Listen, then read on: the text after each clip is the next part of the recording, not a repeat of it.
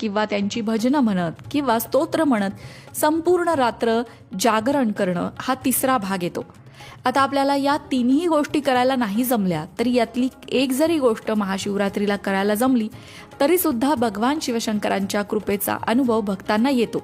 आपल्या तब्येतीला जसा झेपेल तसा उपवास करावा, आपल्याला जशी करणं शक्य आहे तशी पूजा करावी आणि कमीत कमी निशिथ कालापर्यंत तरी जागरण करावं.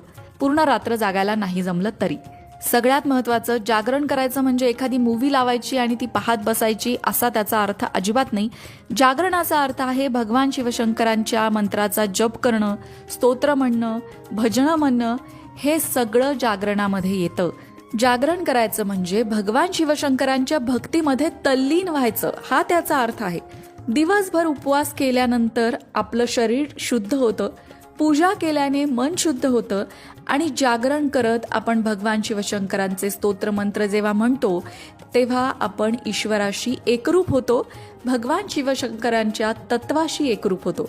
असा हा प्रवास आहे आणि असं हे महाशिवरात्रीचं व्रत आहे. महाशिवरात्रीचं व्रत केल्याने मनोकामना पूर्ती होते, कुमारिकांना मनासारखा वर मिळतो, विवाहित स्त्रियांचे सौभाग्य वाढते. महाशिवरात्रीच्या रात्रीच्या 4 प्रहरी 4 पूजा कराव्यात असं विधान आहे. खरं तर त्यांना यामपूजा म्हणतात. प्रत्येक यामपूजेत देवाला अभ्यंग स्नान घालावं, अनुलेपन करावं, तसंच धोत्रा, आंबा, बेल यांची पत्री व्हावी. तांदूळाच्या पिठाचे 26 दिवे करून त्यांनी देवाला ओवाळावं. पूजेच्या शेवटी 108 दिवे दान द्यावेत. प्रत्येक पूजेतील मंत्र वेगवेगळे असतात, त्यांनी अर्घ्य द्यावं. नृत्य, संगीत, कथाश्रवण इत्यादींनी जागरण करावं. पहाटे स्नान करून पुनश्च शिवपूजा करावी. पारण्याला ब्राह्मण भोजन घालावं. आशीर्वाद घेऊन व्रत समाप्ती करावी. 12, 14 आणि 24 वर्ष हे व्रत केल्यास नंतर त्याचे उद्यापन करावे. पण मंडळी, मी मघाशी म्हटलं तसं एवढं सगळं करायला आपल्याला जमत नसेल तर कमीत कमी महाशिवरात्रीच्या दिवशी भगवान शिवशंकरांचं नामस्मरण जमेल तसं करावं. शिवपिंडीला अभिषेक करायला जमला तर तोही करावा. पांढऱ्या अक्षता, पांढरी फुलं, बेल अर्पण करून भगवान शिवशंकरांची पूजा नक्की करावी. भगवान शिवाच्या मंदिरात जाऊन दर्शन घ्यावं.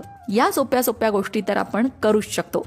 महाशिवरात्रीचं व्रत तुम्ही देखील करत असाल तर कमेंट बॉक्समध्ये ओम नमः शिवाय लिहायला विसरू नका. मंडळी, वास्तुशास्त्र, ज्योतिषशास्त्र, अंकशास्त्र यासारख्या विषयांवर तुमच्या मनात काही शंका असतील तर त्या कमेंट बॉक्समध्ये नक्की विचारा. तुमच्या प्रश्नांची उत्तरं घेऊन येण्याचा प्रयत्न आम्ही नक्कीच करू. त्याचबरोबर आणखीन कोणत्या विषयांवरचे व्हिडिओ तुम्हाला ऐकायला आवडतील ते सुद्धा कमेंट करून सांगा, म्हणजे तुम्हाला हव्या असणाऱ्या विषयांवर सुद्धा व्हिडिओ घेऊन आम्ही येऊ. ज्योतिषशास्त्र, अंकशास्त्र, वास्तुशास्त्र यांसारख्या विषयांवरचं